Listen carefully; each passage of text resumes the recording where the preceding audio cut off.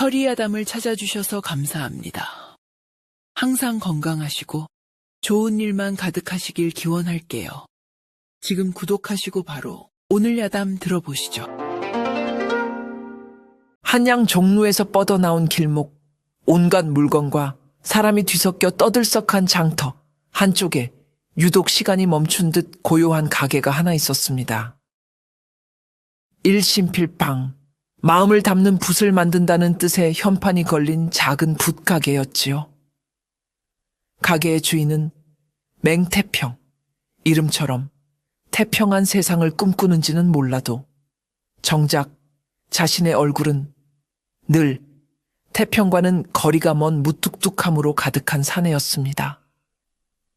나이는 이미 40을 훌쩍 넘겼지만 여전히 혼자인 노총각. 그는 아침 일찍 가게 문을 열고 해가 질 때까지 묵묵히 붓을 맬 뿐이었습니다. 그의 손에서 만들어지는 붓은 한양에서도 으뜸으로 꼽혔습니다. 족제비 털로 만든 황모필은 그 탄력이 비할 데 없이 좋았고, 양털로 만든 양호필은 먹물을 머금는 솜씨가 일품이었지요. 글 쓰는 선비들 사이에서는 맹필장의 붓을 쓰면 글에 혼이 담긴다는 칭찬이 자자했지만 정작 맹태평 자신은 그런 칭찬에 조금도 우쭐대는 법이 없었습니다. 그는 그저 자신의 일을 할 뿐이었습니다. 그런데 그에게는 남들이 모르는 비범한 구석이 하나 있었습니다. 그는 단순히 솜씨 좋은 필장이 아니었습니다. 그의 무뚝뚝한 눈은 보통 사람들이 보지 못하는 것을 보곤 했습니다. 바로 사람들 사이에 흐르는 미묘한 감정의 기류, 관계의 가능성 같은 것들이었지요. 예를 들어 겉으로는 아무렇지 않은 척 함께 걷는 부부가 있었습니다. 남편은 아내에게 무심한 척 앞서 걸었지만 그의 시선은 아내가 돌부리에 걸려 넘어지지는 않을까 조심스럽게 아내의 발치를 향해 있었습니다. 아내는 남편의 무뚝뚝함에 토라진 척 입을 삐죽 내밀었지만 그녀의 손은 남편의 옷에 묻은 먼지를 털어줄 기회만 엿보고 있었지요. 사람들은 그저 평범한 부부라 여겼지만 맹태평의 눈에는 그들 사이에 흐르는 말로 표현되지 않는 깊고 따뜻한 애정의 기류가 훤히 보였습니다. 반대로 겉으로는 금슬 좋은 척 손을 잡고 걷는 연인도 있었습니다. 그들은 서로에게 달콤한 말을 속삭였지만 그들의 눈은 각자 다른 곳을 향하고 있었습니다. 사내는 건너편 주막의 기생에게, 여인은 맞은편 비단 가게의 화려한 옷감에 더 마음이 가 있었지요.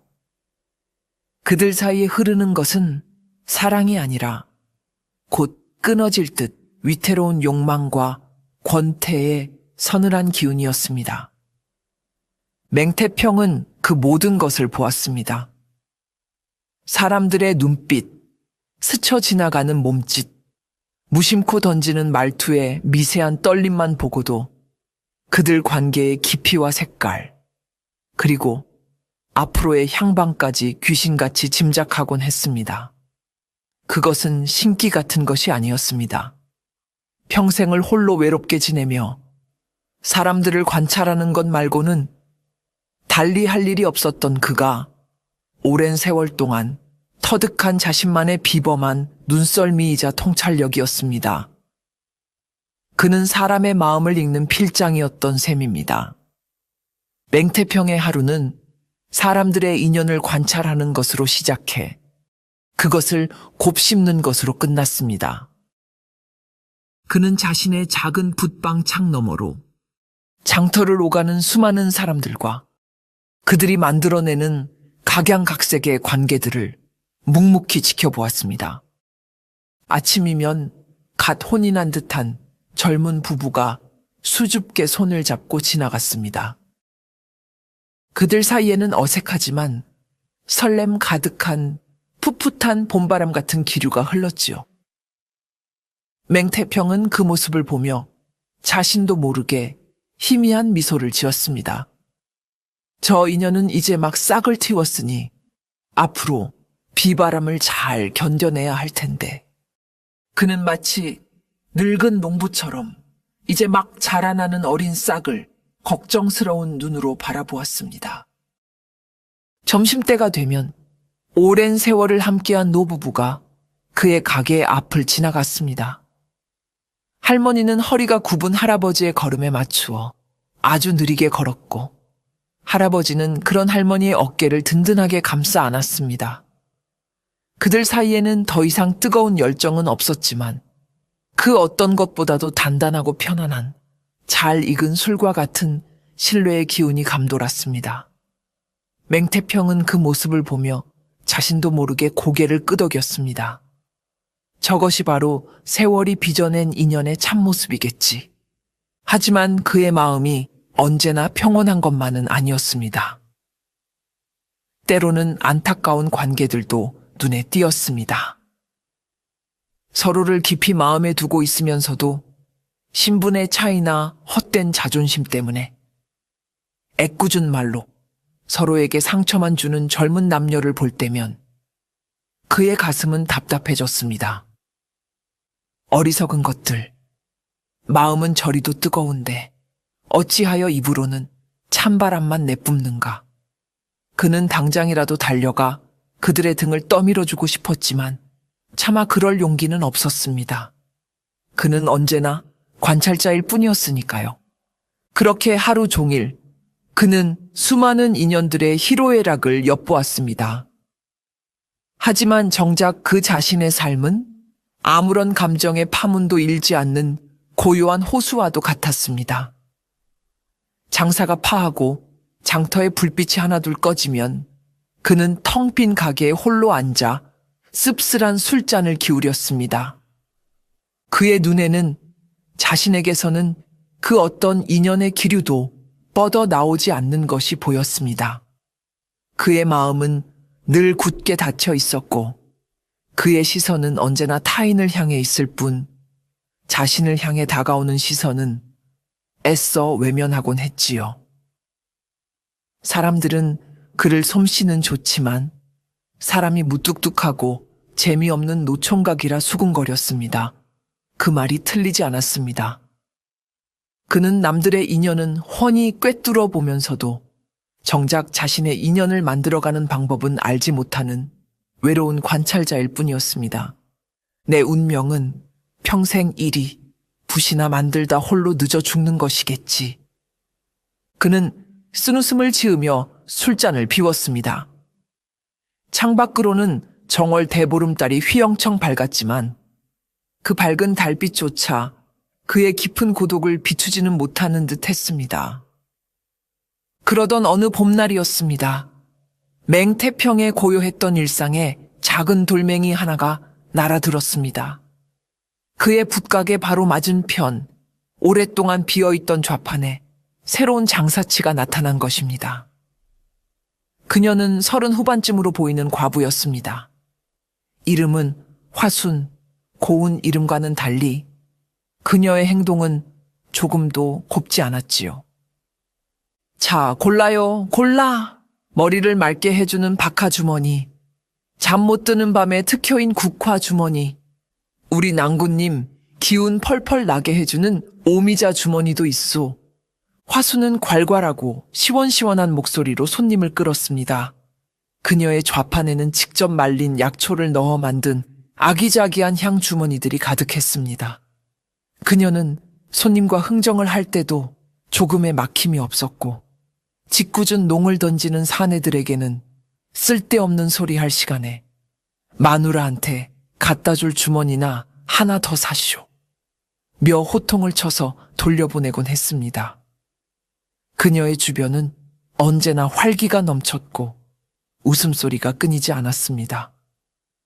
맹태평은 자신의 가게와는 너무나도 다른 그 활기찬 풍경을 창 너머로 묵묵히 지켜보았습니다. 그리고 그는 화순에게서 아주 기묘한 점을 발견했지요. 보통 사람들에게서는 저마다 다른 이들을 향한 관심, 호감, 혹은 미움 같은 다양한 감정의 기류가 희미하게 남아 느껴지곤 했습니다. 하지만 화순에게서는 그 어떤 이성을 향한 감정의 기류도 느껴지지 않았습니다. 그녀의 시선은 오직 자신의 좌판과 손님의 주머니 사정에만 향해 있을 뿐이었습니다. 그녀는 맹태평을 볼 때도 그저 맞은편 가게의 무뚝뚝한 노총각 이상으로 여기지 않는 듯 했습니다. 오히려 저 양반은 밥은 먹고 사나 몰라 쯧쯧 하는 식의 한심하다는 눈빛을 보내곤 했지요. 한 번은 화순이 맹태평의 가게로 성큼성큼 들어온 적이 있었습니다. 주인장, 나 여기 붓 한 자루만 주시오. 외상장부 적을 때 쓸 거니까 제일 싸고 튼튼한 놈으로. 맹태평은 묵묵히 붓 한 자루를 골라주었습니다. 화순은 붓을 받아들고는 가게 안을 한번 쓱 둘러보더니 혀를 찼습니다. 쯧쯧, 가게가 이리 썰렁해서야 장사가 되겠소? 사람이 좀 부침성도 있고 웃기도 해야 손님이 들지. 그러니 여태 혼자지. 그녀는 대놓고 그의 아픈 곳을 쿡 찔렀습니다. 맹태평은 아무 대꾸도 하지 않았습니다. 하지만 속으로는 조금 불쾌했지요. 그리고 동시에 기묘한 감정을 느꼈습니다. 그녀의 말은 분명 무례했지만 이상하게도 그 안에는 어떤 악의도 느껴지지 않았습니다. 그저 보이는 그대로를 솔직하게 말하는 담백함 같은 것이 있었지요. 그날 이후 맹태평의 관찰 대상에 화순이라는 인물이 추가되었습니다. 그는 그녀를 볼 때마다 고개를 갸웃거렸습니다. 저 여인은 어찌하여 저리도 마음이 메마른 우물 같을까? 과거에 무슨 큰 상처라도 입은 것일까? 그는 자신도 모르게 무심한 듯 보이는 그녀의 마음속을 궁금해하기 시작했습니다. 그의 고요했던 호수에 화순이라는 돌멩이가 아주 작고 희미한 파문을 일으키기 시작한 것입니다. 며칠 뒤 맹태평의 눈에 유독 안타까운 남녀 한 쌍이 들어왔습니다. 한 명은 매일같이 책만 끼고 다니는 어수룩한 서생이었고, 다른 한 명은 장터에서 가장 큰 비단 가게의 수줍음 많은 아씨였지요. 맹태평이 보기에 두 사람 사이에는 분명 풋풋하고 설레는 감정의 기류가 흐르고 있었습니다. 옅은 분홍빛을 띤 봄날 아지랑이 같은 기류였지요. 서생은 매일같이 비단 가게 앞을 일부러 서성였습니다. 그는 비단을 살 생각도 없으면서 가게 안을 힐끗거리며 아씨의 모습을 훔쳐보곤 했지요. 아씨 역시 서생이 지나갈 때면 자신도 모르게 바느질하던 손을 멈추고 붉어진 얼굴로 그를 훔쳐보곤 했습니다. 두 사람의 마음은 이미 서로를 향해 있었지만 문제는 누구 하나 먼저 용기를 내지 못한다는 것이었습니다. 서생은 가난하고 내성적인 성격 탓에 아씨는 양갓집 규수로서의 체면 때문에 서로 말 한마디 건네지 못하고 애꿎은 시간만 보내고 있었지요. 맹태평은 그 답답한 광경을 며칠 동안이나 지켜보았습니다. 저러다 봄 다 가고 여름 오겠다. 저러다 다른 사내가 채 가기라도 하면 어쩔 셈인가. 그는 자신도 모르게 속을 태우고 있었습니다. 그는 더 이상 관찰만 하고 있을 것이 아니라 무언가 작은 도움이라도 주어야겠다고 결심했습니다. 평생 남의 일에 관여해 본 적 없는 그로서는 실로 엄청난 변화였지요. 마침 그날 오후 서생이 맹태평의 붓가게로 들어왔습니다. 쓰던 붓이 닳아 새 붓을 사러 온 것이었습니다. 맹태평에게 절호의 기회가 찾아온 것입니다. 맹태평은 서생에게 가장 좋은 황모피를 하나 골라주며 무심한 척 말을 건넸습니다. 서생, 글씨는 곧 그 사람의 마음을 비추는 거울과도 같은 것이오. 예, 필장 어른, 그리 알고 있습니다. 헌데 글씨의 마음을 제대로 담으려면 그저 좋은 붓만 쓴다고 되는 것이 아니오. 그 마음을 알아줄 리가 골라준 붓을 써야 비로소 글씨에 혼이 담기는 법이지. 그것이 무슨 말씀이신지 서생이 어리둥절한 표정으로 물었습니다. 맹태평은 턱짓으로 길 건너 비단 가게를 가리켰습니다. 붓대에 고운 비단을 감았으면 손에 쥘 때의 감촉도 좋고 글씨의 기품이 더해지는 법이오. 내가 보니 저 건너 비단 가게 아씨가 비단을 보는 안목이 아주 뛰어나더군. 서생이 직접 저곳에 가서 아씨에게 붓대에 감을 비단 한 조각을 골라달라고 청해보시오. 아마 서생의 글에 어울리는 최고의 비단을 골라줄 것이오. 그것은 맹태평으로서는 낼 수 있는 최대한의 꾀였습니다. 그는 서생이 자신의 의도를 알아챌까봐 괜히 헛기침을 하며 붓을 정리하는 척했지요. 서생은 잠시 망설였지만 글씨에 혼이 담긴다는 말에 솔깃했습니다. 그리고 무엇보다 아씨와 합법적으로 말을 걸 수 있는 좋은 기회라고 생각했지요. 알겠습니다. 필장 어른, 그리해 보겠습니다. 그는 결심한 듯 붓을 들고 비단 가게를 향해 걸어갔습니다. 서생의 발걸음은 천근망은 무거웠습니다. 비단 가게가 지척이었지만 마치 수십 리 길을 가는 것처럼 멀게만 느껴졌지요. 심장은 방망이질을 쳤고 손바닥에는 식은땀이 흥건했습니다. 무슨 말을 먼저 꺼내야 하나? 만약 아씨가 나를 거절하면 어쩌지? 그는 가게 앞에서 한참을 서성이며 들어갈까 말까 망설였습니다. 맹태평은 자신의 가게 안에서 그 답답한 모습을 전부 지켜보고 있었습니다. 에이, 저런 쑥맥 같으니라고. 그는 자신도 모르게 주먹을 꽉 쥐었지요. 보다 못한 그는 가게 밖으로 나와 서생의 등을 툭 하고 떠밀었습니다. 뭘 그리 망설이시오. 좋은 비단은 금방 팔려나가는 법이오. 서생은 맹태평에게 떠밀려 얼떨결에 비단 가게 안으로 들어서게 되었습니다. 가게 안에는 그가 꿈속에서도 그리던 아씨가 고운 자태로 앉아 바느질을 하고 있었지요. 어서 오십시오, 나리. 아씨는 갑자기 나타난 서생을 보고 놀라 얼굴을 붉히며 자리에서 일어났습니다. 서생은 어찌할 바를 몰라 한참을 우물쭈물거리다 겨우 입을 열었습니다. 저기 아씨, 제가 붓을 하나 샀는데. 그는 맹태평이 시킨 대로 붓대에 감을 비단을 골라달라는 말을 겨우 꺼냈습니다. 아씨는 그의 말을 듣고 의아한 표정을 지었지만 이내 그의 손에 들린 붓과 그의 선하고 진실한 눈빛을 보고는 희미하게 미소 지었습니다. 잠시만 기다려 주십시오, 나리. 나리의 글에 어울릴 만한 비단을 한번 찾아보겠습니다. 아씨는 여러 가지 비단 조각들을 꺼내와 서생의 붓대에 하나씩 대어보았습니다. 이 푸른 비단은 나리의 맑은 기운과 어울리는 듯하고 이 붉은 비단은 나리의 글에 담길 열정을 닮은 듯합니다. 그녀의 목소리는 은쟁반의 옥굿을 굴러가듯 맑고 고왔습니다. 서생은 그렇게 가까이서 아씨의 얼굴을 마주한 것이 처음이었습니다. 그녀의 단아한 얼굴과 고운 목소리, 그리고 은은하게 풍기는 난초 향기에 그는 정신이 아찔해지는 것 같았지요. 그는 자신이 무슨 말을 하는지도 모른 채 그저 아씨의 말에 고개를 끄덕일 뿐이었습니다. 두 사람은 붓대에 감을 비단 조각 하나를 고르기 위해 한참 동안이나 이런저런 이야기를 나누었습니다.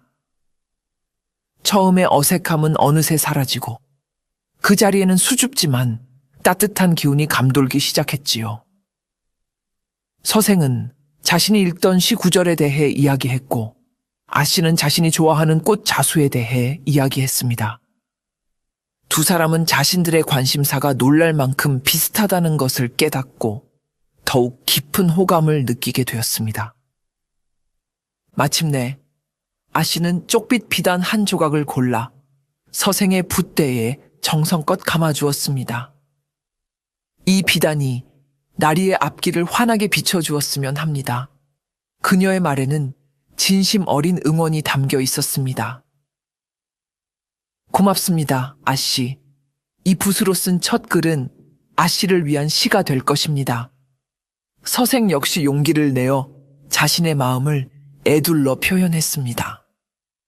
두 사람은 아쉬운 작별 인사를 나누고 헤어졌습니다. 서생은 구름 위를 걷는 듯한 기분으로 가게를 나섰고 아씨는 그의 뒷모습이 사라질 때까지 수줍게 바라보았습니다. 맹태평의 붓 한 자루가 두 젊은 남녀에게 닫혔던 인연의 문을 활짝 열어주는 소중한 기회가 되어준 것입니다. 맹태평은 자신의 가게 창 너머로 두 젊은 남녀의 만남을 처음부터 끝까지 지켜보았습니다. 그는 마치 잘 짜인 연극을 감상하는 관객처럼 시시각각 변하는 그들 사이의 감정의 기류에 집중했지요. 처음 서생이 가게에 들어섰을 때 두 사람 사이에는 어색하고 불안한 기운만이 감돌았습니다. 하지만 대화가 시작되고 서로의 눈을 마주치기 시작하면서 그 기류는 눈에 띄게 변하기 시작했습니다. 맹태평의 눈에 마치 옅은 분홍빛 아지랑이 같았던 그들의 인연이 점차 따뜻하고 선명한 붉은 빛으로 물들어가는 것이 보였습니다. 마치 보이지 않는 붉은 실이 두 사람의 마음을 서서히 엮어주고 있는 듯한 착각마저 들었지요.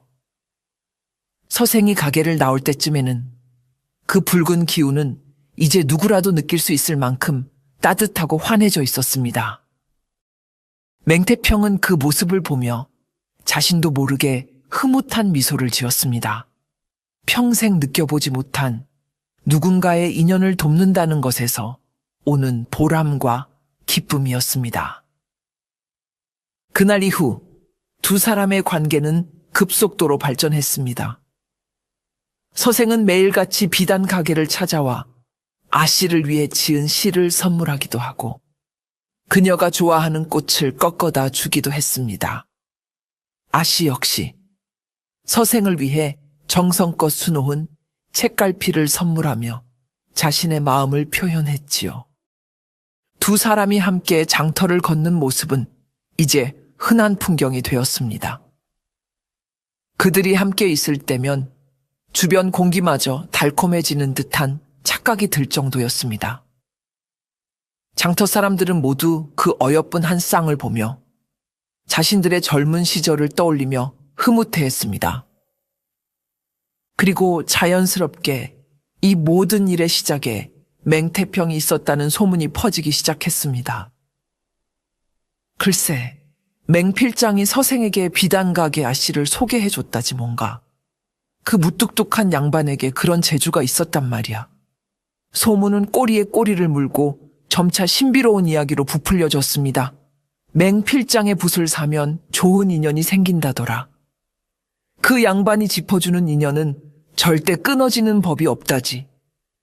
덕분에 맹태평의 붓가게는 때 아닌 호황을 맞았습니다.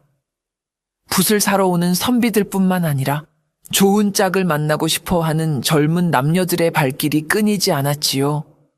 그들은 붓을 사는 척하며 맹태평에게 자신의 짝을 찾아달라는 듯 은근한 눈빛을 보내곤 했습니다. 맹태평은 이런 상황이 당황스럽고 어색했지만 굳이 부인하지는 않았습니다.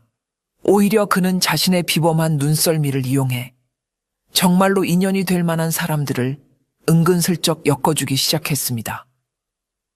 물론 자신은 그저 붓을 팔았을 뿐이라는 무뚝뚝한 표정을 유지하면서 말이지요. 그렇게 맹태평의 붓방은 더 이상 그냥 붓을 파는 가게가 아니었습니다. 외로운 청춘 남녀들의 마음을 이어주는 장터의 비밀스러운 사랑방이 되어가고 있었습니다. 그는 여전히 혼자였지만 다른 이들의 행복을 지켜보는 것에서 작은 기쁨을 느끼며 자신의 고독을 조금씩 잊어가고 있었습니다. 맹태평의 가게가 인연을 맺어주는 곳으로 소문이 나면서 가장 못마땅한 표정으로 그를 지켜보는 사람이 있었습니다. 바로 맞은편 약초 주머니 가게의 주인 화순이었지요. 그녀는 맹태평의 가게 앞에 길게 늘어선 줄을 보며 연신 혀를 차고 있었습니다. 쯧쯧, 저 어리석은 것들. 사람 인연이 부탄자로 산다고 뚝딱 정해질 것 같으면 이 세상에 나 같은 과부는 왜 있겠는가. 그녀는 운명이나 인연 같은 뜬구름 잡는 소리를 세상에서 가장 싫어했습니다. 그녀에게 중요한 것은 오직 오늘 하루 열심히 일해서 내일 먹을 쌀을 버는 것뿐이었습니다. 젊은 시절 천생연분이라 믿었던 남편은 혼인한 지 몇 해 되지 않아 역병으로 허망하게 세상을 떠났습니다. 그 후로 그녀는 사랑도 인연도 운명도 믿지 않게 되었습니다. 인간의 삶이란 그저 하루하루를 꿋꿋하게 버텨내는 것일 뿐이라고 생각했지요.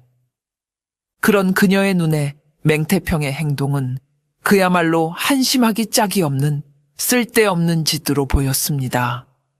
그는 마치 자신이 월화노인이라도 된 것처럼 사람들의 인연을 엮어주며 흐뭇해하고 있었지만 정작 자신의 짝 하나 찾지 못하고 40이 넘도록 홀로 늙어가는 노총각일 뿐이었습니다. 어느 날 화수는 참다 못해 맹태평의 가게로 성큼성큼 걸어 들어갔습니다. 마침 가게 안에는 손님이 없어 맹태평은 묵묵히 붓대를 다듬고 있었지요. 주인장, 어서 오시오. 맹태평이 무뚝뚝하게 대답했습니다. 내가 보니 요즘 주인장 가게가 아주 문전성시를 이루더군. 장터에 숨은 중매쟁이라도 되셨나 보. 화순의 목소리에는 비아냥거림이 가득했습니다. 맹태평은 그녀의 말에 아무 대꾸도 하지 않고 하던 일만 계속했습니다. 그의 그런 태도에 화순의 목소리는 더욱 커졌습니다. 여보시오 맹태평 씨, 지금 당신 코가 삼자인 것은 알고 있소? 남의 인연 걱정해 줄 시간에 당신 앞가림이나 먼저 하는 게 어떻소? 나이 40 넘어 혼인도 못하고 다 늙어서 홀로 부시나 만들다 죽을 작전기요. 그녀의 말은 날카로운 비수가 되어 맹태평의 가장 아픈 곳을 정확히 찔러왔습니다.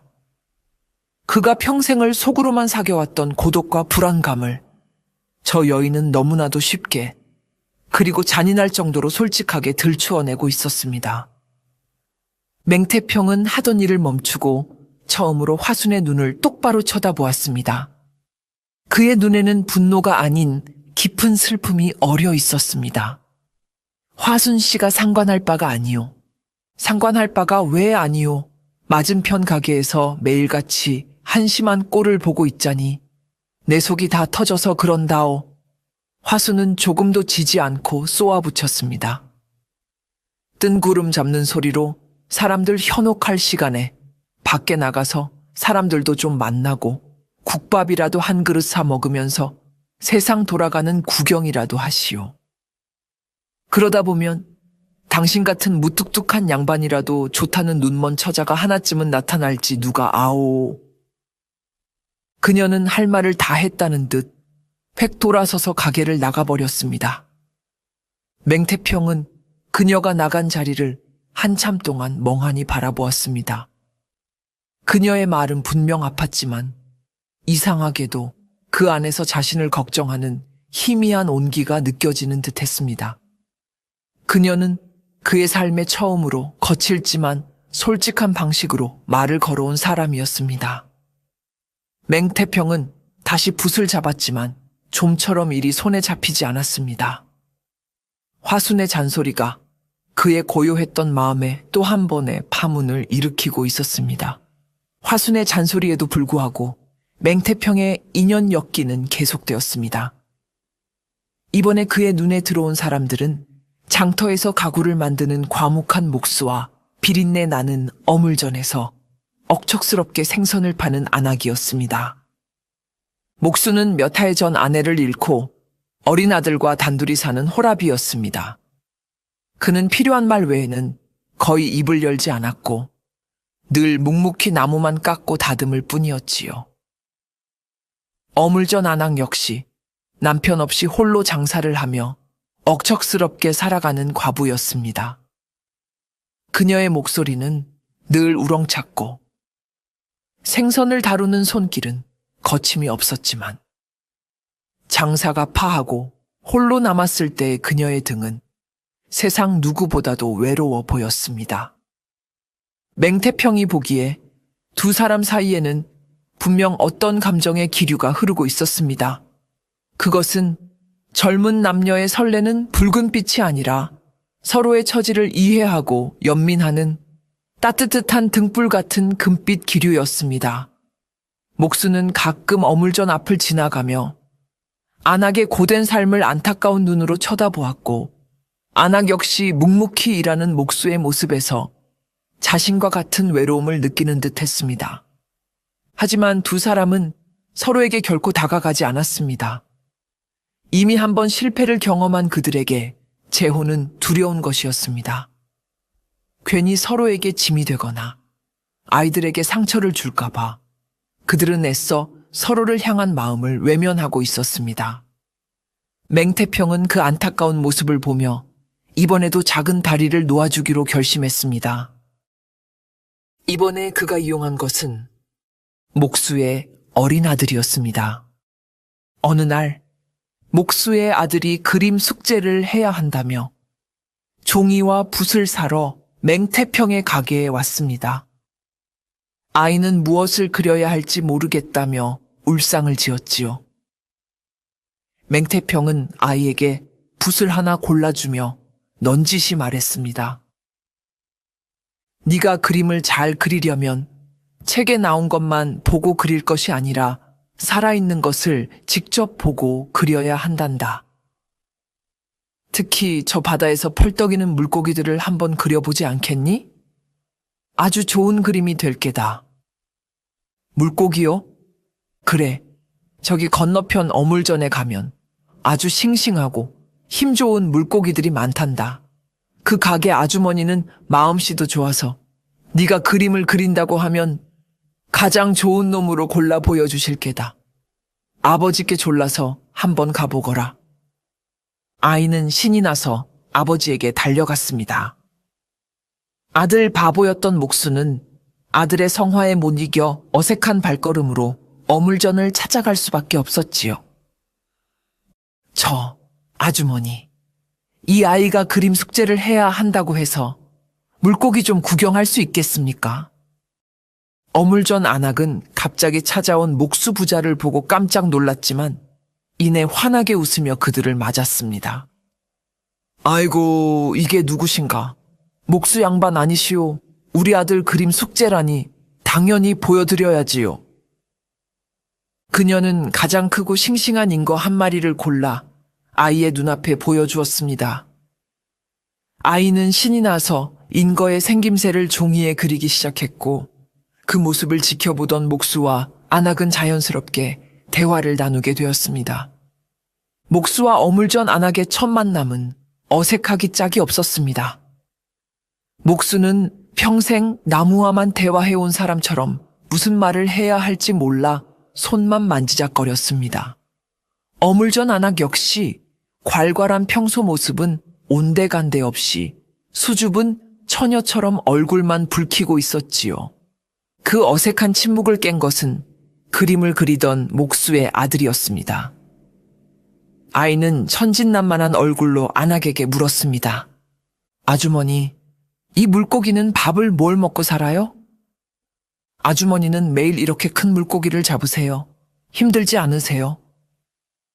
아이의 순수한 질문은 두 어른의 마음의 벽을 허무는 열쇠가 되어 주었습니다.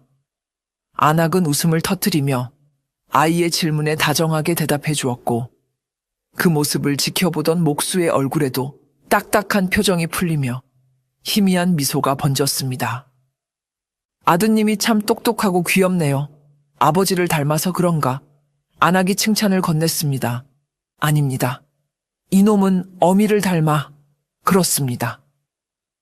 목수는 무심코 아내 이야기를 꺼냈다가 황급히 입을 다물었습니다.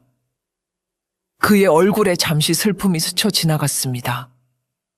안학은 그의 마음을 알아차렸습니다. 저도 압니다. 혼자 아이를 키운다는 게 얼마나 힘든 일인지. 저도 가끔은 저 바다라도 풍덩 빠지고 싶을 때가 있다니까요. 그녀 역시 자신의 속마음을 무심코 털어놓았습니다. 두 사람은 아이의 그림 숙제를 핑계로 처음으로 서로의 가장 깊은 상처와 외로움에 대해 이야기했습니다. 억척스럽게 살아왔지만 밤이면 찾아오는 지독한 외로움. 아이에게는 아무것도 부족함 없이 해주고 싶지만 늘 미안하기만 한 부모의 마음. 그들은 자신들이 너무나도 닮아 있다는 것을 깨달았습니다. 그날 이후 목수의 아들은 그림을 다 그렸다는 핑계로 매일같이 어물전을 찾아갔습니다. 아주머니, 제가 그린 그림 좀 봐주세요. 아이는 안학을 친어머니처럼 따랐고 안학 역시 아이를 친아들처럼 귀여워하며 맛있는 생선구이를 구워주곤 했습니다. 자연스럽게 목수와 안학이 마주치는 일도 잦아졌습니다. 목수는 고마움의 표시로 안학의 낡은 좌판을 튼튼한 새 것으로 만들어 주었습니다. 안학은 그 보답으로 가장 좋은 생선을 골라 목수의 저녁상에 오를 수 있도록 보내주었지요. 두 사람은 더 이상 서로를 피하거나 어색해하지 않았습니다. 그들의 관계는 뜨거운 사랑은 아니었지만 서로의 고된 삶을 이해하고 묵묵히 응원해주는 든든한 동반자의 그것과 같았습니다. 맹태평은 멀리서 그들 사이에 흐르던 희미한 금빛 기류가 이제는 단단하고 따뜻한 온기로 변해가는 것을 지켜보며 또 한 번 조용한 보람을 느꼈습니다. 아이의 천진난만한 그림 숙제 하나가 외로운 두 어른의 마음을 이어주는 가장 아름다운 그림이 되어주고 있었습니다.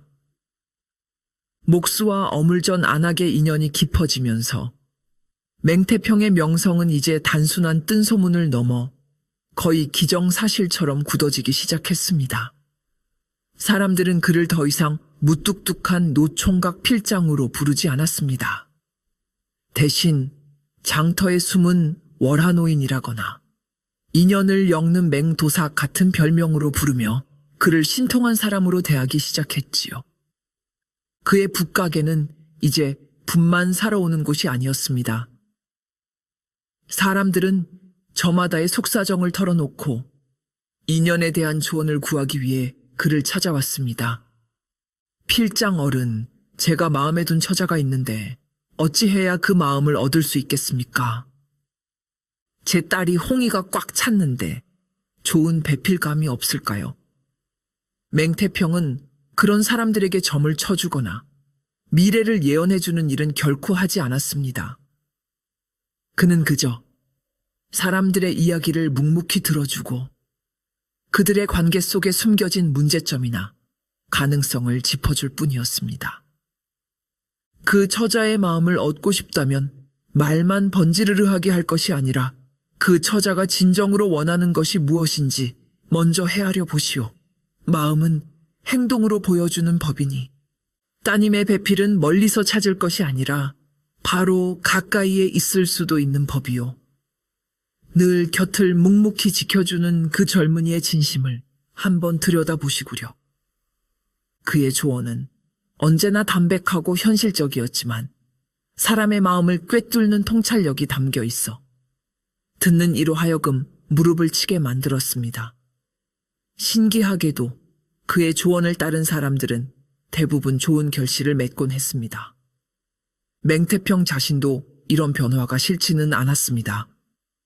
평생을 외롭게 살아온 그에게 다른 사람들의 삶에 긍정적인 영향을 미치고 그들의 행복을 돕는다는 것은 새로운 삶의 의미를 깨닫게 해주었기 때문입니다. 그의 얼굴에서 무뚝뚝함이 조금씩 옅어지고 그 자리에 온화함과 여유가 서서히 자리 잡기 시작했습니다.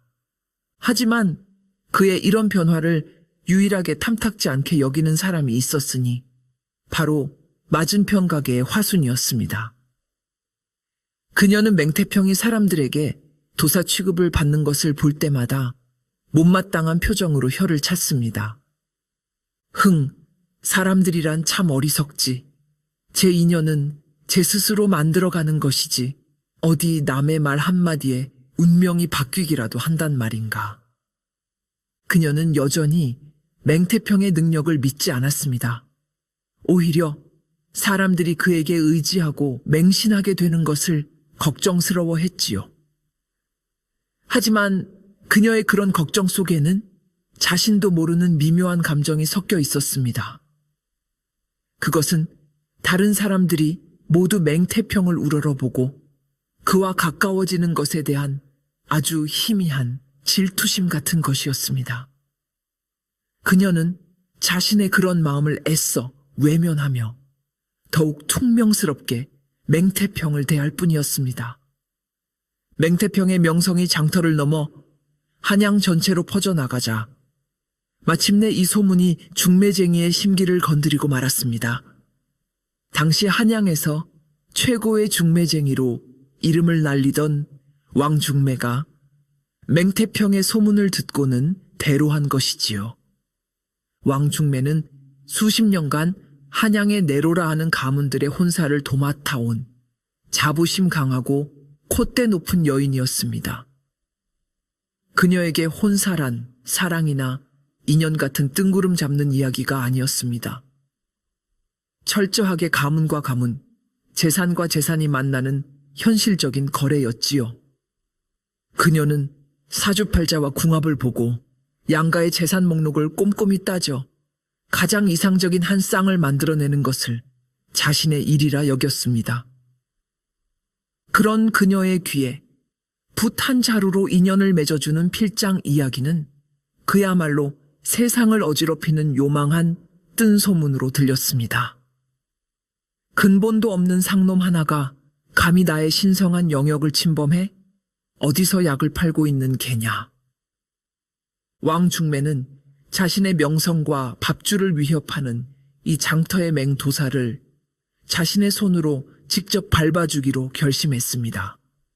그녀는 자신의 실력과 권위를 증명하고 맹태평이 사기꾼에 불과하다는 것을 만천에 드러내어 다시는 중매 일에 얼씬도 못하게 만들 작정이었습니다. 어느 날 왕중매는 화려한 가마를 타고 위세 등등하게 장터를 찾아왔습니다. 그녀의 등장은 장터 전체의 시선을 집중시키기에 충분했지요. 그녀는 곧장 맹태평의 붓가게 앞으로 가 쩌렁쩌렁한 목소리로 외쳤습니다. 이곳에 사람의 인연을 꿰뚫어 본다는 용한 필장이 있다 하여 이 한양 최고의 중매쟁이 왕씨가 직접 행차했다. 어디 그 얼굴 좀 보자. 그녀의 오만한 태도에 장터 사람들은 모두 숨을 죽이고 무슨 일이 벌어질지 지켜보았습니다. 맹태평은 가게 안에서 묵묵히 붓을 만들다 소란스러운 소리에 밖으로 나왔습니다. 그는 왕중매를 보았지만 조금도 당황하거나 두려워하는 기색 없이 그저 담담한 눈으로 그녀를 바라볼 뿐이었습니다. 내가 바로 맹태평이요. 무슨 일로 찾아오셨소? 왕중매는 위아래로 맹태평을 훑어보더니 경멸적인 코웃음을 쳤습니다. 꼴을 보니 과연 듣던 대로 변변찮은 노총각이로구나. 내 놈이 감히 부정한 술수로 사람들을 현혹하여 중매 일을 농락하고 있다는 그놈이 맞느냐. 나는 뜬소문 같은 것은 믿지 않소. 그저 붓을 만들고 사람 사는 이야기를 들어줄 뿐이요. 맹태평이 차분하게 대답했습니다. 뻔뻔하기 짝이 없구나. 좋다. 그렇다면 오늘 이 자리에서 내 놈의 그 신통하다는 능력이 진짜인지 가짜인지 이왕 중매가 직접 시험해보겠다. 만약 내 놈이 내 시험을 통과하지 못한다면 사기죄로 관아에 끌려가 곤장을 맞게 될 줄 알아라. 왕중매의 서슬퍼런 선전폭에 장터의 공기는 일순간 팽팽한 긴장감으로 가득 찼습니다. 장터의 숨은 월화노인과 한양 최고의 공식 중매쟁이. 두 사람의 자존심을 건피할 수 없는 대결이 이제 막 시작되려 하고 있었습니다. 맹태평과 왕중매 사이에 팽팽한 긴장감이 흐르는 동안 맞은편 좌판에서 이 모든 광경을 지켜보던 화순의 마음은 복잡하기 그지없었습니다. 그녀는 평소 맹태평의 인연 엮기를 못마땅하게 여겼지만 막상 그가 왕중매라는 권위 있는 인물에게 공개적으로 망신을 당할 위기에 처하자 자신도 모르게 그의 편에 서서 마음을 졸이고 있었습니다. 저러다 저 양반 큰일 나겠네. 왕중매는 한양 바닥에서 함부로 건드려서는 안 되는 사람인데 화수는 왕중매의 악명에 대해 잘 알고 있었습니다. 그녀는 자신이 엮어준 혼사가 깨지거나 자신의 심기를 거스르는 사람이 있으면 온갖 흉흉한 소문을 퍼뜨려 그 사람을 사회적으로 매장시켜버리는 무서운 여자였습니다. 맹태평처럼 가진 것 없고 세상 물정 어두운 사람이 상대하기에는 너무나도 버거운 상대였지요. 화수는 자신도 모르게 주먹을 꽉 쥐었습니다. 맹태평이 한심하고 답답하게 느껴졌던 것은 사실이지만 그가 나쁜 사람은 아니라는 것을 알고 있었습니다. 그는 그저 조금 남달리 사람의 마음을 잘 읽고 그것으로 다른 이들을 돕고 싶어 했을 뿐이었습니다. 그런 그의 진심이 저런 모진 사람에게 짓밟히게 두고 싶지는 않았습니다. 소동이 벌어지기 전 화수는 잠시 맹태평의 가게에 들렀습니다. 그녀는 퉁명스러운 말투로 하지만 그 안에는 걱정을 가득 담아 그에게 충고했지요. 여보시오, 맹태평 씨. 내가 보니 오늘 장터 분위기가 심상치 않소. 그 왕중매라는 사람이 당신을 벼르고 있다는 소문이 파다하오. 괜히 저런 독한 사람과 엮여서 좋을 것 없으니 오늘은 가게 문을 일찍 닫는 게 어떻겠소? 맹태평은 그녀의 걱정 어린 말을 듣고 잠시 놀란 듯 그녀를 쳐다보았습니다. 늘 자신에게 잔소리만 하던 그녀가 자신을 걱정해주고 있다는 사실이 낯설게 느껴졌기 때문입니다. 걱정해주는 것이요? 누가 걱정을 한다고? 나는 그저 맞은편 가게에서 시끄러운 꼴 보기 싫어서 그러는 것이요. 화수는 얼굴을 붉히며 애써 딴청을 부렸습니다. 아무튼 내 말 새겨 들으시오. 저런 사람과는 상종하지 말고 당신은 그저 당신 하던 대로 붓이나 묵묵히 만드시오. 그게 당신에게 가장 어울리는 모습이니. 그녀는 그렇게 말하고는 휙 돌아서서 자신의 좌판으로 돌아가 버렸습니다. 맹태평은 그녀의 뒷모습을 보며 왠지 모를 따뜻함이 가슴에 퍼지는 것을 느꼈습니다. 그리고 동시에 피해서는 안 되겠다는 생각도 하게 되었지요. 만약 자신이 여기서 도망친다면 그것은 자신을 믿어주는 사람들과 자신을 걱정해주는 저 여인의 마음까지 실망시키는 일이 될 테니까요. 그래서 그는 왕중매가 찾아왔을 때 피하지 않고 당당하게 맞섰던 것입니다. 이제 그는 더 이상 혼자가 아니었습니다. 자신도 모르는 사이에 그의 곁에는 그의 진심을 알아주고 걱정해주는 사람들이 생겨나고 있었습니다. 왕중매는 자신의 승리를 확신하며 회심의 미소를 지었습니다. 그녀는 뒤에서 대기하고 있던 가마의 문을 열게 하고는 안에서 고운 비단옷을 차려입은 한 젊은 아씨를 나오게 했습니다.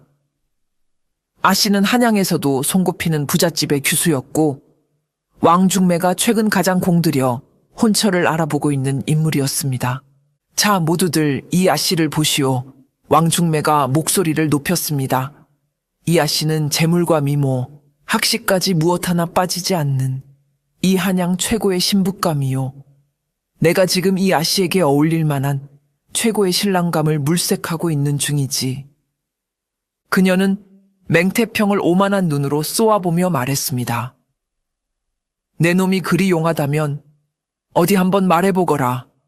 이 아씨에게 어울리는 천생연분의 배필감이 과연 이 장터 안에 있겠느냐. 있다면 누구이며 없다면 그 이유는 무엇인지 모든 사람이 듣는 앞에서 똑똑히 밝혀보아라. 그것은 아주 교묘하고 악랄한 시험이었습니다. 만약 맹태평이 장터 안에 누군가를 지목한다면 왕중매는 그 사람의 가문과 재산을 들먹이며 어찌 감히 이런 천한 자가 이 아씨의 짝이란 말이냐며 그를 망신 줄 것이었습니다. 만약 아무도 없다고 말한다면 내 놈의 능력이란 게 고작 그 정도냐며 그의 무능함을 비웃을 작정이었습니다. 이러나 저러나 맹태평이 빠져나갈 구멍은 없어 보였습니다. 장터 사람들은 모두 숨을 죽이고 맹태평의 입을 쳐다보았습니다. 그의 명성이 진짜인지 가짜인지 오늘 이 자리에서 판가름 날 것이었습니다. 맹태평은 소란스러운 주변의 분위기에도 아랑곳하지 않고 조용히 규수를 바라보았습니다. 그는 그녀의 화려한 옷차림이나 아름다운 외모를 보지 않았습니다. 오직 그녀의 눈과 그녀의 마음에서 흘러나오는 기운에만 집중했지요. 그의 눈에 규수의 모습은 몹시 불안해 보였습니다. 그녀는 사람들 앞에서는 애써 미소 짓고 있었지만 그녀의 눈빛은 깊은 슬픔에 잠겨 있었습니다. 또한 그녀의 마음은 이곳 장터가 아닌 아주 먼 곳의 누군가를 향해 간절하게 뻗어가고 있었습니다. 맹태평은 그녀의 마음속에서 낙향, 가난한 선비, 기약 없는 기다림 같은 단어들을 읽어냈습니다. 그녀에게는 이미 마음에 품은 정인이 있었고 왕중매가 주선하는 이 혼사는 그녀가 전혀 원치 않는 것이었습니다. 맹태평은 규수를 향한 연민을 느꼈습니다. 그리고 동시에 그녀의 마음을 돈과 가문으로만 재단하려는 왕중매에 대한 분노를 느꼈지요. 그는 더 이상 이 잔인한 시험에 그녀를 이용하고 싶지 않았습니다.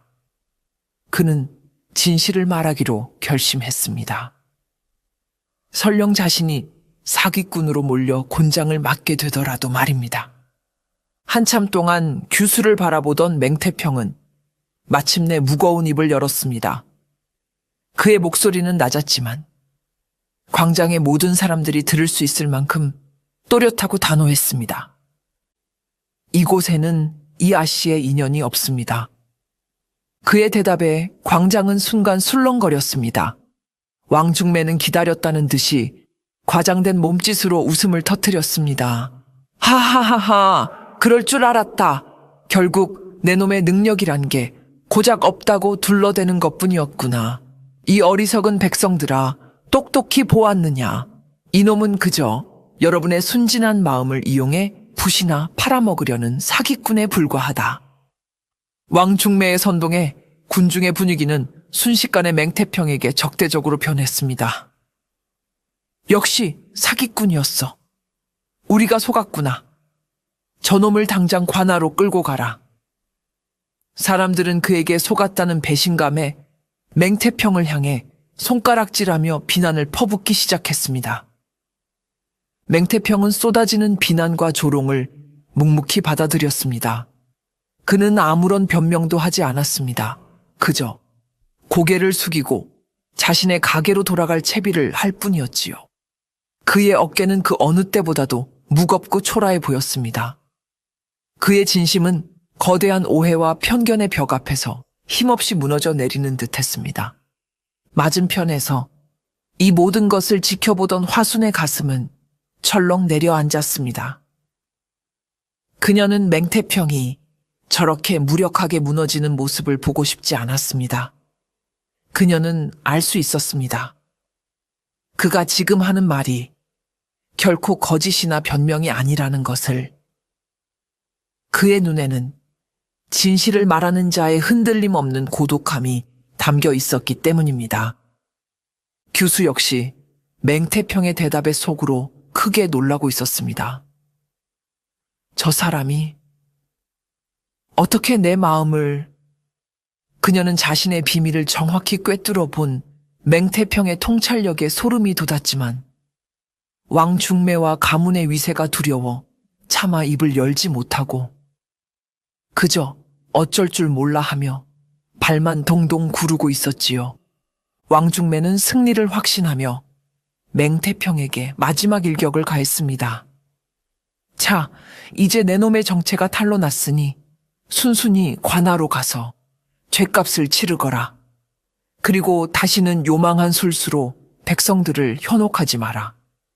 맹태평은 모든 것을 체념한 듯 깊은 한숨을 내쉬었습니다. 이제 정말로 모든 것이 끝났다고 생각되는 순간이었습니다. 그의 짧았던 장터 월화노인 놀이도 이렇게 허무하게 막을 내리는 듯 했습니다. 왕중매의 승리 선언은 군중의 분노에 기름을 붓는 격이었습니다. 그동안 맹태평에게 은근한 기대를 걸고 그의 붓을 사며 희망을 품었던 사람들은 자신들이 어리석은 노름에 놀아났다는 생각에 더욱 격분했지요. 사기꾼 놈, 내 붓값을 당장 물어내라. 저런 놈은 멍석마리를 해서 장터에서 쫓아내야 한다. 사람들은 맹태평의 가게로 몰려가 그의 좌판을 엎으려 하거나 돌멩이를 던지려 했습니다. 맹태평이 그동안 쌓아 올렸던 작은 신뢰와 명성은 단 한순간에 모래성처럼 무너져 내리고 있었습니다. 그는 자신을 향해 쏟아지는 수많은 비난의 화살을 묵묵히 온몸으로 받아내고 있었습니다. 그는 자신의 선택을 후회하지 않았습니다. 비록 자신이 사기꾼으로 몰릴지언정 한 여인의 소중한 마음을 저작거리의 웃음거리로 만들 수는 없었기 때문입니다. 그는 규수가 더 이상 상처받지 않기를 바라는 마음으로 모든 비난을 스스로 감수하기로 결심한 것입니다. 그는 천천히 고개를 숙여 사람들에게 용서를 구하는 듯한 자세를 취했습니다. 모두 저의 어리석음 탓입니다. 여러분의 마음을 소란케 한 죄 달게 받겠습니다. 그의 그 체념한 듯한 모습은 사람들의 분노를 더욱 부채질했습니다. 왕중매는 의기양양하게 포졸들을 부르라고 소리쳤지요. 이제 정말로 맹태평이 관아에 끌려가는 것은 시간 문제처럼 보였습니다.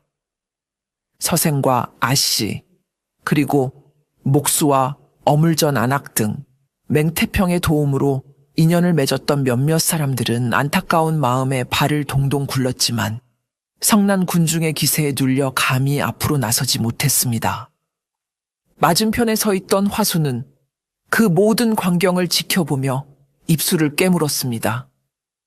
그녀의 눈에는 무력하게 고개 숙인 맹태평의 모습과 그를 향해 돌을 던지려는 사람들의 어리석음, 그리고 진실을 말하지 못하고 괴로워하는 규수의 모습이 차례로 들어왔습니다. 이건 아니야. 이건 너무하잖아.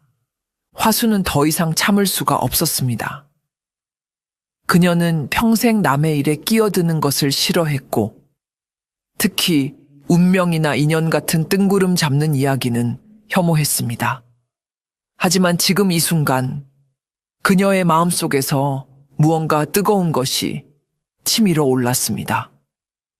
그것은 불의를 보고 참지 못하는 의로움이었고 약한 자를 향한 연민이었으며 그리고 자신도 모르는 사이에 싹튼 맹태평이라는 사내를 향한 깊은 신뢰와 애정이었습니다. 그녀는 자신도 모르게 한 걸음 앞으로 나섰습니다. 그리고는 장터 전체가 떠나가라 우렁찬 목소리로 외치기 시작했습니다. 모두들 그만두시오. 화순의 쩌렁쩌렁한 목소리가 소란스러웠던 광장을 순간 정적에 휩싸이게 만들었습니다. 사람들은 모두 놀라 소리가 나는 쪽을 돌아보았지요. 그곳에는 평범한 약초 주머니 장수 과부인 화순이 두 주먹을 불끈 쥐고 서 있었습니다. 그녀의 얼굴은 분노로 붉게 상기되어 있었지만 그 눈빛은 조금의 흔들림도 없이 당당했습니다. 왕중매가 불쾌한 표정으로 물었습니다. 어떤 천한 것이 감히 이 중요한 자리에 끼어드는 개냐? 천한 약초 장수요. 화수는 조금도 지지 않고 쏘아 붙였습니다. 하지만 사람의 마음을 돈으로 흥정하고 가문으로 재단하는 당신보다는 내 마음이 100배는 더 귀하다고 생각하오. 그녀는 군중을 향해 그리고 왕중매를 향해 그동안 마음속에 담아두었던 말을 폭포수처럼 쏟아내기 시작했습니다. 여러분, 사람의 마음이 멍석 위에 널어놓은 콩 고르듯 그리 쉬운 일인 줄 아시오. 이 사람은 이 사람과 어울리고 저 사람은 저 사람과 어울린다고 누가 감히 정할 수 있단 말이오. 그녀는 손가락으로 맹태평을 가리켰습니다. 저 양반이 인연을 보는지 못 보는지는 나는 모르겠소. 하지만 내가 아는 것은 단 하나요. 저 양반은 적어도 당신들처럼 사람의 마음을 물건 흥정하듯 하지는 않았소. 그는 돈이나 가문을 보고 사람을 짝지어준 것이 아니라 그저 서로를 향한 사람들의 진심을 조심스럽게 이어주려 했을 뿐이란 말이요. 화순의 외침은 단순한 억지나 고함이 아니었습니다. 그녀의 말 속에는 팍팍한 세상을 홀로 살아오며 그녀가 뼛속 깊이 깨달은 삶의 진솔한 철학이 담겨 있었습니다. 인연이란 누가 맺어주는 것이 아니라 제 스스로 만들어가는 것이요. 하지만 그 길을 가는 것이 두렵고 외로울 때 옆에서 작은 용기라도 불어넣어주는 사람이 있다면 그것이 얼마나 큰 힘이 되는지 당신들은 아시오? 저 맹필장이라는 사람은 바로 그런 사람이었소. 당신들은 지금 그런 사람의 진심을 삿된 오해로 짓밟고 있는 것이오. 그녀의 진심 어린 외침에 성난 군중의 기세가 한풀 꺾이기 시작했습니다. 사람들은 저마다 자신의 경솔함을 돌아보며 숙연한 표정으로 고개를 숙이기 시작했지요. 맹태평은 자신을 위해 목청껏 외치고 있는 화순의 모습을 넋을 잃고 바라보았습니다. 늘 퉁명스럽고 자신을 한심하게만 보던 그녀였습니다. 그런 그녀가 지금 자신을 위해 자신의 진심을 알아주고 세상의 모든 편견에 맞서 싸워주고 있었습니다. 그의 메마른 가슴에 뜨거운 감동의 물결이 세차게 밀려들었습니다. 그는 그 순간 처음으로 누군가에게 보호받고 있다는 강렬한 느낌을 받았습니다. 화순의 용기 있는 외침은 광장의 분위기를 완전히 바꾸어 놓았습니다. 하지만 이 모든 소동을 끝낼 수 있는 마지막 열쇠를 쥔 사람은 바로 시험의 대상이었던 규수 자신이었습니다. 그녀는 화순의 말을 들으며 깊은 감동과 함께 부끄러움을 느꼈습니다. 저 천한 장터의 안악도 저리 용기를 내는데 나는 양반이라는 체면 뒤에 숨어 내 마음 하나 지키지 못하고 있구나. 그녀는 더 이상 침묵할 수 없었습니다. 그녀는 눈물을 훔치고 왕중매와 자신을 둘러싼 군중 앞으로 나섰습니다. 그리고는 떨리는 목소리로 하지만 분명하게 자신의 진실을 고백하기 시작했습니다. 저분의 말이 맞습니다. 규수의 갑작스러운 고백에 사람들은 또 한 번 술렁거렸습니다. 왕중매는 당황하며 소리쳤습니다. 아씨, 지금 무슨 말씀을 하시는 겁니까? 저 미친 계집의 말에 놀아나시면 안 됩니다. 하지만 규수는 왕중매의 말을 가로막고 자신의 이야기를 이어갔습니다. 저 필장 어른의 말씀대로 이곳에는 저의 인연이 없습니다. 왜냐하면 저에게는 이미 제 모든 것을 바쳐 마음에 품은 정인이 있기 때문입니다. 그녀의 고백은 폭탄과도 같았습니다. 그분은 지금은 비록 가세가 기울어 낙향하여 가난하게 살고 있는 선비이지만 저에게는 이 세상 그 누구보다도 귀하고 훌륭한 분입니다. 저는 그분을 기다리고 있으며 평생 그분만을 사랑할 것입니다. 저희 아버님께서는 저의 뜻을 무시하고 왕중매 어른을 통해 억지로 저를 다른 곳에 시집 보내려 하셨지만 저는 결코 그 뜻을 따를 수 없습니다. 규수는 눈물을 흘리며 맹태평을 향해 깊이 고개를 숙였습니다. 필장 어른, 저의 비겁함 때문에 어른께서 억울한 누명을 쓰게 되었습니다. 부디 저를 용서해 주십시오. 그리고 저의 마음을 꿰뚫어 보시고 지켜주셔서 진심으로 감사합니다. 모든 진실이 밝혀지는 순간이었습니다. 맹태평은 사기꾼이 아니었고 그의 통찰력은 진짜였습니다. 상황은 완전히 역전되었습니다. 이제 망신을 당한 쪽은 왕중매였습니다. 그녀는 사람의 마음을 읽기는커녕 자신이 중매하는 규수의 마음조차 모르고 있었던 무능한 중매쟁이임이 드러난 것입니다. 사람들의 비웃음과 손가락질은 이제 왕중매를 향했습니다. 쯧쯧 한양 최고의 중매쟁이라더니 사람 보는 눈이 저리도 없어서야 남의 귀한 딸을 억지로 팔아넘기려 한 거나 마찬가지 아닌가. 왕중매는 얼굴이 시뻘개져서 아무 말도 못하고 줄행랑을 치듯 그 자리를 떠나버렸습니다. 그녀의 명성은 그날로 땅에 떨어졌고 다시는 장터에 얼씬도 하지 못했다고 합니다. 왕중매가 망신을 당하고 떠나자 광장을 가득 채웠던 무거운 공기는 씻은 듯이 사라졌습니다. 사람들은 이제 미안함과 존경이 뒤섞인 눈으로 맹태평을 바라보았지요. 저희가 사람을 잘못 봤습니다, 필장 어른. 어른의 깊은 뜻을 헤아리지 못했습니다.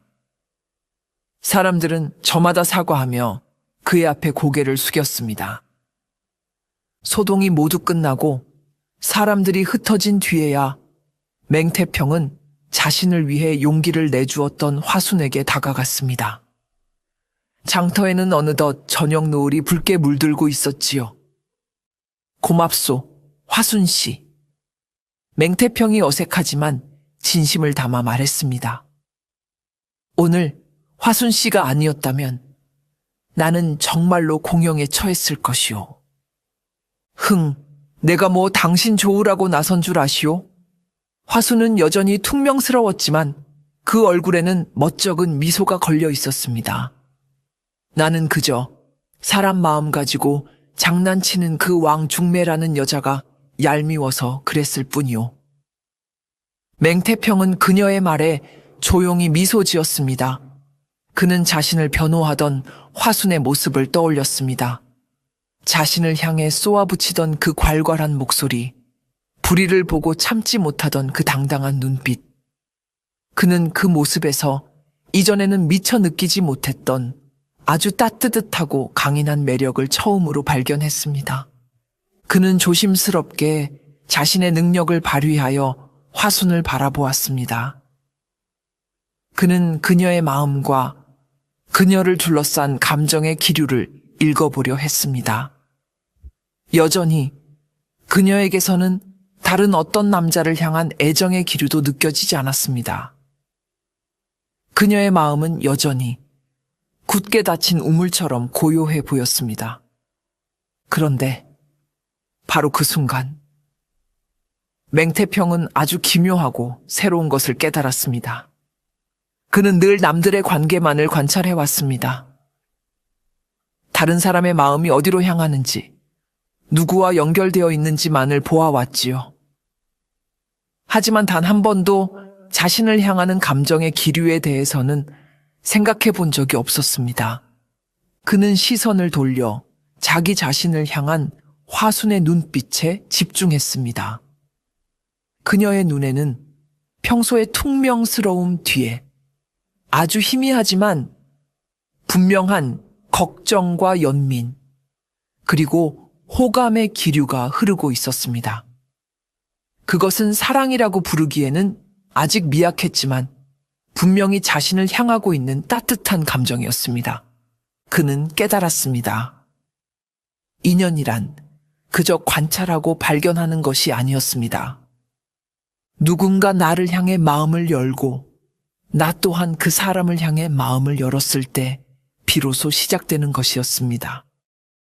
그는 이제껏 남들의 인연만 꿰뚫어 보았을 뿐 정작 자신의 마음과 자신을 향한 타인의 마음에 대해서는 너무나도 무지했던 것입니다.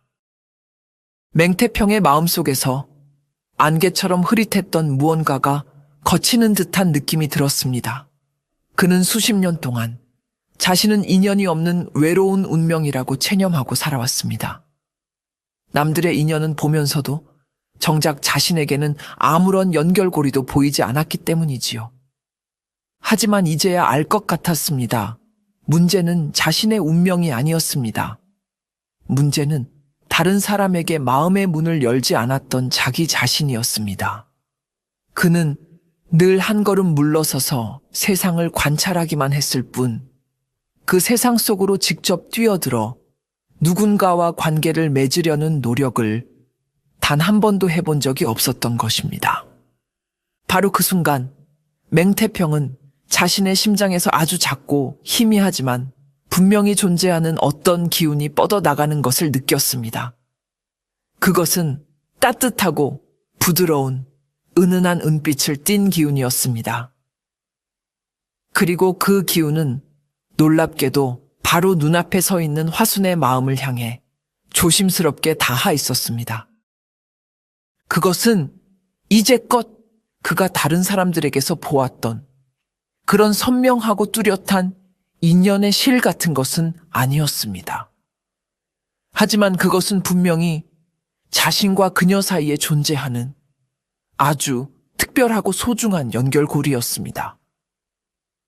아마도 이 기운은 오래전부터 존재했을지도 모릅니다.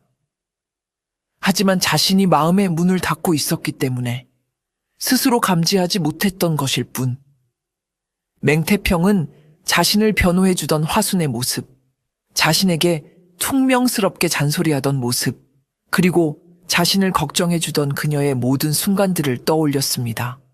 그녀는 늘 자신을 지켜보고 있었습니다. 자신 역시 자신도 모르는 사이에 늘 그녀를 의식하고 있었습니다. 그들 사이에는 이미 보이지 않는 감정의 싹이 자라나고 있었던 것입니다. 그는 깨달았습니다.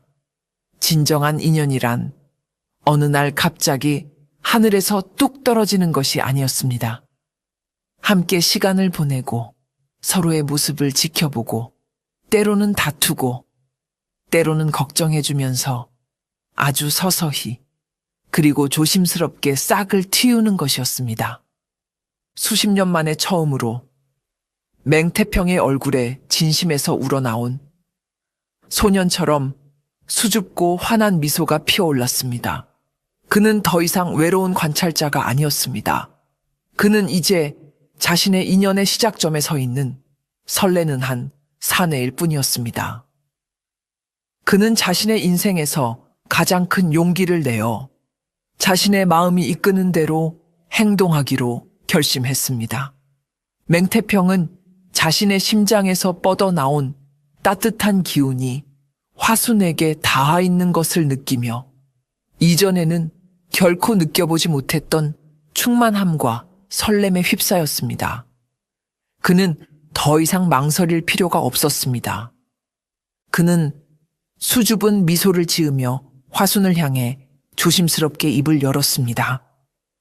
그가 평생 누군가에게 처음으로 건네는 사적인 제안이었습니다.